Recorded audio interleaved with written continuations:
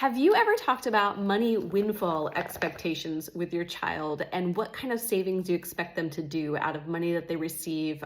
Usually a large sum to them at a time for their birthday, for Christmas, Easter, any sort of holidays or graduations or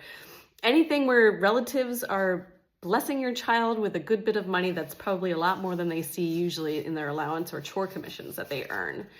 We had sort of done this thing where we put all of the money away for the first several years of his life, probably up until my son was 5 years old, into savings, which has been wonderful, in an account for him. And then around like 5 or 6, he just started getting this money and thinking that it was all his because people gave it to him directly. And we hadn't really put much thought yet into talking to him about how much we expected him to save and stuff. So we finally had a money meeting with him and sat down, asked him how much he thinks he should set aside for his future self out of the money that he receives, and then how much his dad, my husband, thinks he should set aside, and how much I think he should set aside. And we came up with a percentage that we all feel comfortable with,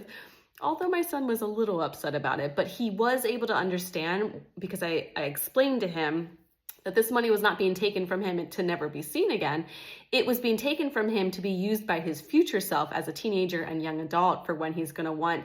bigger things to purchase and need that money for other things. And so we did that, and our first couple of holidays went by and we did the percentage that we chose, and lo and behold, he was okay with it because we had set up that expectation before the holiday happened, before someone handed my child a $50 bill or a $20 bill. And he was just like, I gotta have it because it's mine. So if you haven't done this yet, we do have a holiday coming up in a little while. Maybe your kid receives money for it, maybe they don't. But before the next big holidays come up, go ahead and sit down with your child, have a money meeting, and discuss with them